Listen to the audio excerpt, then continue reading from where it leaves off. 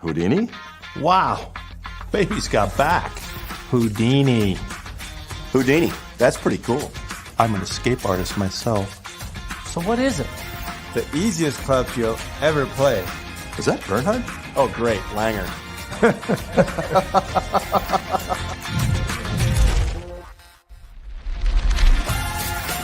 You know why I play Tour Edge? Because I win with it. Pound for pound, nothing comes close.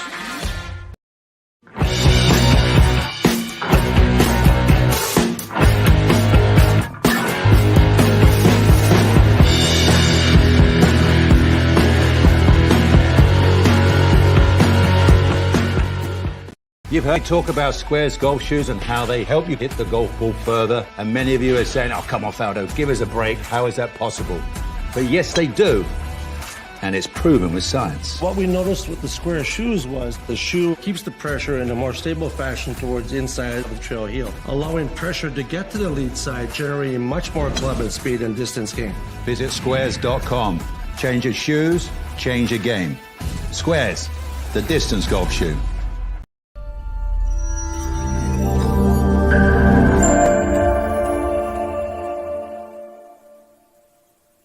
And welcome back to Big's Golf Talk, right here on Native Family Radio, IR Radio, Spotify, and all your Alexa devices. And don't forget to follow us, stalk us on Facebook, Instagram, Twitter, LinkedIn, and subscribe with us on YouTube, all at Big's Golf Talk. I'm sorry. Yes, please. I have triggers. But we love to hear from you. Unless you're one particular person, then don't bother us. Oh yeah, thank you, David G. Big John Quick, along with the golf father Bill Cuevas. This segment is sponsored by the Distance Shoe. Proof, not promise. They are Squares shoes, and Bill the golf father Cuevas. We have a pro staff member with us from Squares Shoes, who is. I'm telling you, we had her on the show before. Yep. Bill the golf father Cuevas. I am seeing it right here, right now. This woman will be an LPGA champion. Ooh, I hope so. I hope she remembers us when she invites us to her mansion and we go break bread with all those winning people, and we just became famous like her. I'm ready to go. I'm ready to do it. This woman has done it all in the game of golf. She has cleaned carts. She has cleaned your clubs. She has put spikes in your shoes. And she has cleaned the goose poop off the tires. Ladies and gentlemen, the road to the LPGA Tour. Here's Camden Morrison join us here on Big's Golf Talk and BGT-TV. And Camden, the first time we had you on, and that's when you signed on with Squares Shoes. We talked about Squares Shoes. Talked about your road to the LPGA Tour. It's been, about a year and a half now? And how's things going for you? Things are going well. It seems like a new chapter has begun. I just got into my first Epson Tour event, which was known as the Symetra Tour, but now it's the Epson Tour. So I'm excited. I'm excited to finally feel like I have an opportunity to take the next step, to continue the journey, to continue the process. And I'm very grateful. Mm-hmm. We were talking during the commercial break, Camden, and certainly the road has not been easy. I talked about you cleaning carts and cleaning golf clubs. You're actually continuing to do that in order to pay your way, through these tours and these tournaments and things like that. But it's not an easy road. Certainly you have to be, have some kind of mental stability, and it's not easy in that manner either. You have to reset at a certain point and then just say, you know what, if I want this, I got to do it, and I got to do it this way. Yeah. I mean, we did talk about it a little bit. Yes, I am currently still cleaning carts and scrubbing clubs and putting bags away and doing all that. And I've always looked at golf as no job is beneath me. I see it as an opportunity to have access to the golf course, have access to play and practice. So I don't care what I have to do. I will do what I need to do. But it can be very taxing. And I told you earlier, it did get a little dark there for a little while, and it seems like there's never, you feel like you're in this hamster wheel of working to save money for an event, and then you go to that event and if I play well, maybe I can go to the next event. If I make a check, maybe I can go, and keep going. You see it as like, this is my opportunity. And I found myself putting so much pressure on each single opportunity I was getting, instead of looking at the big picture of, this is going to take time. This is going to take patience. And, you can't, the only way to break that hamster wheel is to look at it all as an advantage. I have to work very, very hard just to get the money to go to that event. So one day when I do have the money and I do have that financial freedom to just go practice and not have to work a 30-hour work week or 40-hour work week or 60-hour work week, to have the opportunity to just do my own schedule, go to the gym, go practice, go play, and continue that, I feel like I will be a better player, because I had to work so much harder just to get there. Yeah. I think it'd be more enjoyable too when you get to a point where you're happy and content, when you are winning and you are on the tour. I didn't know that they changed the tour. Well, I don't know if it's even winning as much as it's placing. If you can place and make your next event, make at least your next entry fee, that you're ahead of the game at the level she's at.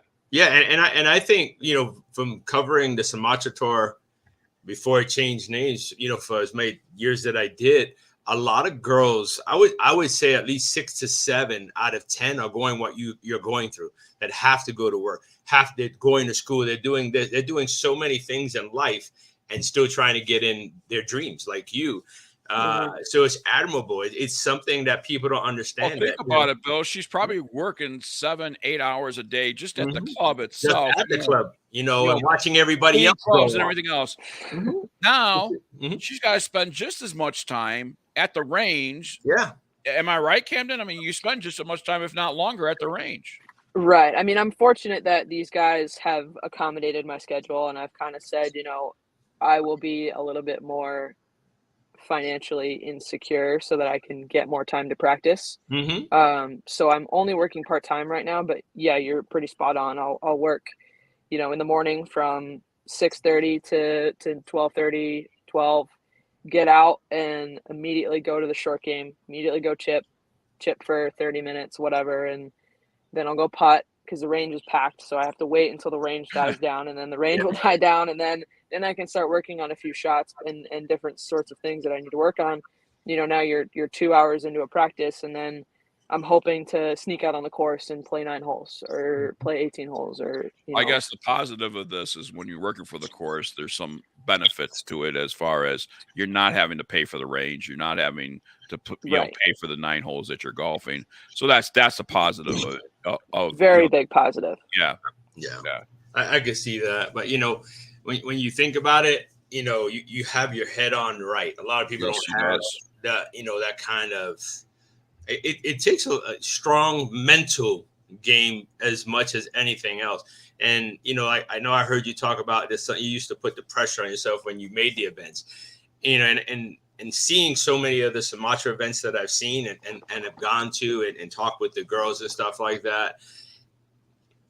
I think if you take it one at a time, I'm here. This is what it is. Don't think about tomorrow. Don't think about anything else. Just focus on you, and don't forget, have a good time. Keep smiling. Yeah. Don't because as soon as you get inside your own head, you're cooked. You got the game. You know it. Believe in yourself. You believe in who you are and what you can do. Because you know what, you do it a lot better than us. I can't drive like you. I can't do the stuff you do, and you beat our boy Robert. I was just going to say, every time you're on the golf course, just imagine that golf course being Mr. Winskowitz. That's it. That's all you gotta do about it. You know what I'm saying? And taking his money. Yeah. And when you blow up and you have in your house that you just keep playing it, hip to where squares and we push the doorbell. That's what you have to do. So, I mean, we know that you have the talent, so you just got to believe in yourself. I think that's the problem with a lot of us. You know, we get somewhere in life and then we think, you know, I'm here. You start second guessing and that one shot, you know, what is it going to cost? Who cares? Play. Just keep going, man. You don't know what anybody's doing until you finish your round. And I've seen some terrible golf. You know what I mean? It doesn't matter, you know, what tour it is. And I've seen you play and I've seen a lot of them play and I'd put my money on you. So, I went to the road of the final 10, 4 or 5 times. Every time they had it, I'd go to the other coast in Florida and I stayed a couple of days there and watch the girls and help out and do interviews and stuff like that. I think you could do it. I believe in you. I know you can do it. I mean, we had other people here. We had another guest, Sarah White. As soon as she got on there, what happened? She won. She won.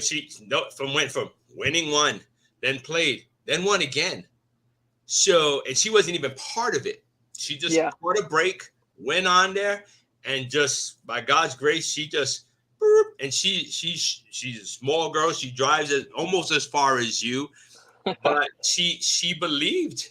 You know what I mean? And that's all you have to do is believe in the talent that God gave you. Go out there, use it, and make me some money. You know what I mean? Yeah. Come on. Yeah, no, I do. I've always believed in myself. I've always believed I could do it. I've always had that confidence and that trust in my work ethic and my ability. But I think what was a bit of a game changer for me to get to this point where I'm at right now was doing the small things and enjoying the small things of, you know, for the past month and a half or so, I've been waking up every day, 6:30, go to the gym. It doesn't matter how I feel, go to the gym. And I get up, and after I do that, I have a cup of coffee, and I have started to build this routine of, you know, let's eat better. Let's do the small things so that when it comes time to go and do a quote unquote bigger thing, it doesn't seem big because I've already been doing all these things. I've already been going to the gym every day. I've already been practicing every day. I've already been working on my putting. I've been playing holes. I've been doing all those things. And it almost gives me a sense of confidence to be like, I've already done all the little things. I've accomplished my small daily goals. Let the big goals happen on their own. Don't try and bite off more than you can chew. And you know, I said to my roommate last week when I had a chance of getting into this event, because it's all based on priority.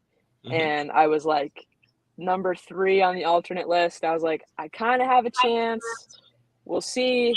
And then I moved up to first alternate a couple days before the event closed, before the entries closed. Ooh. And I looked at her and I was like, I would have, if I hadn't been doing the small things for the past, you know, month and a half, Right. I would reach this point, realize I'm first alternate, and try and fit all of that work and preparation into a week span. Yeah. You know, instead of just doing the small things now, so that if I do get in, I'm ready. It doesn't feed that anxiety. It doesn't feed that nerves. Yeah, no, I totally get that. Anxiety is I don't know. It's like a foe. Anxiety.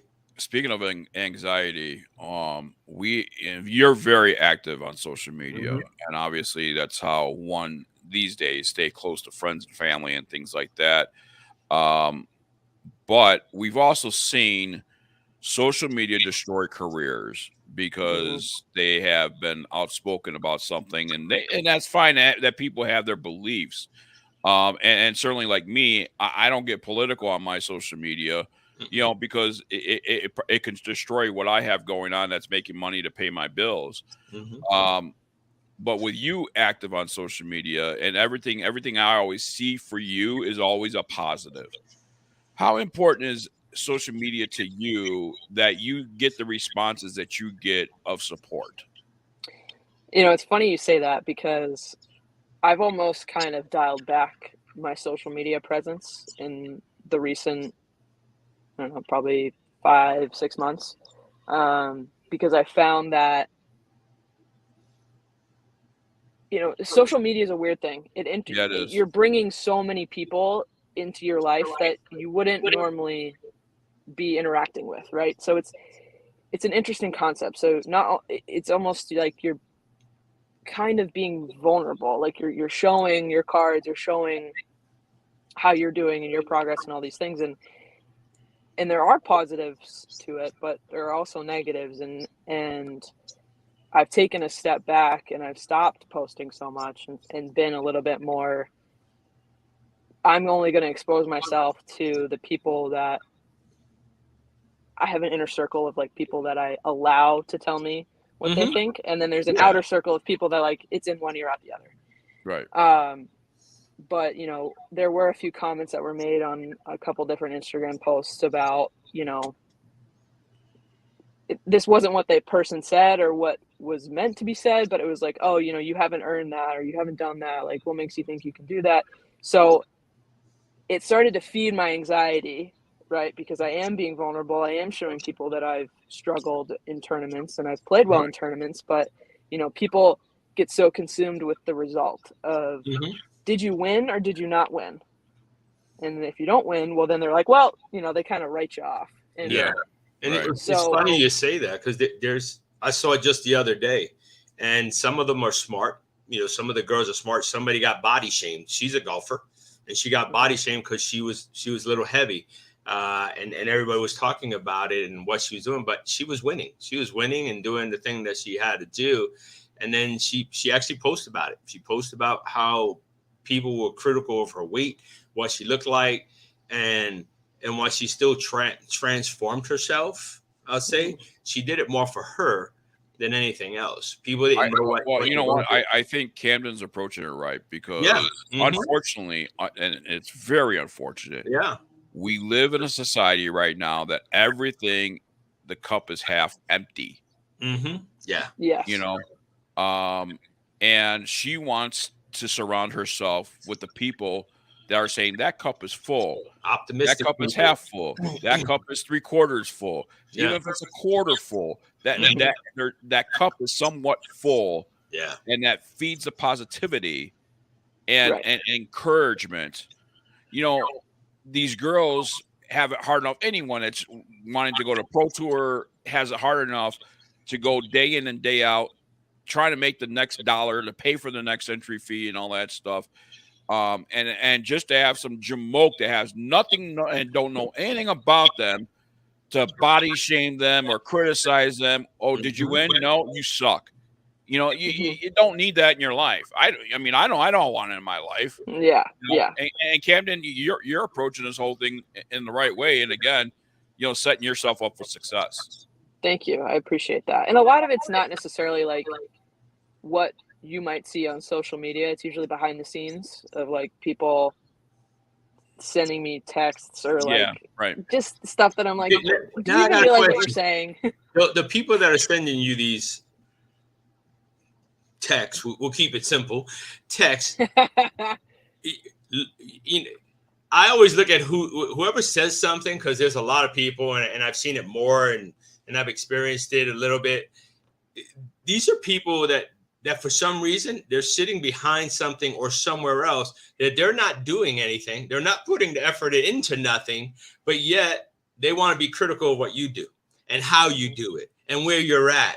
You know what? Instead of just support. You got nothing nice to say, or you just worried about what I'm doing wrong or where I'm at. I don't need you. Don't text me.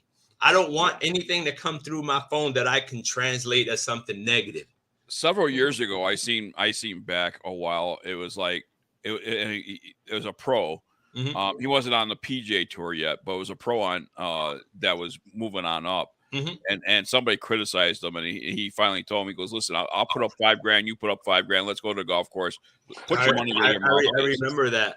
Yeah. I mean, remember that. Again, it's a weird thing, and usually the people that are making comments or saying things they don't totally understand how difficult it is. And you know what? That's their ignorance. And absolutely. That's a great word.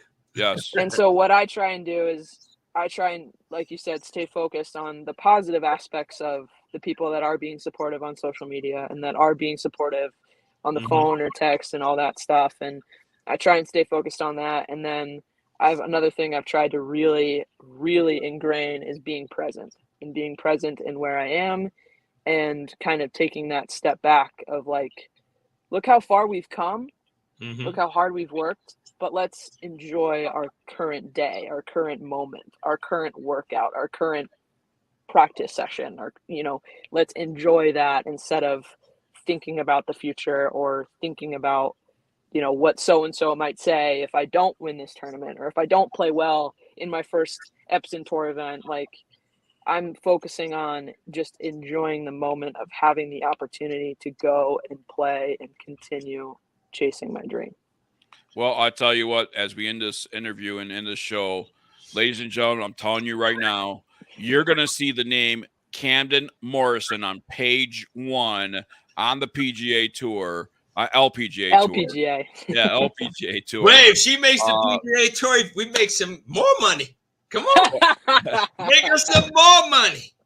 But watch her, because she is now going to be entering her first tournament, what was the former Symetra Tour. And Camden, we are going to be cheering you on, girl, and we're going to be praying for you. And just go out there and do your thing and have fun. Have fun. Enjoy it. It's Thank your you. first.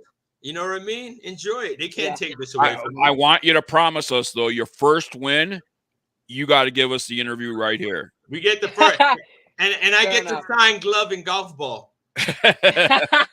Fair enough. All right, perfect. Yes. Well, we're going to be following you. We'll be checking out, making sure what's going on. And, we'll be praying for you. And hopefully you come up with that big W. And if you don't, you're still a winner in our eyes, regardless. You're there. Yes. A lot of they always tell you, what is it? 1% of the top 10% get to be where you at. So enjoy that. I will. Thank you, And guys. just imagine always... there are girls behind you that didn't make it to where you're at, in this tournament. So nope. Go over there and shine like you do. And remember, Yes. when you're thanking everybody, thank Billy. Hey, hang tight, Camden. We'll say goodbye to you, but more Big's Golf Talk coming your way right after this.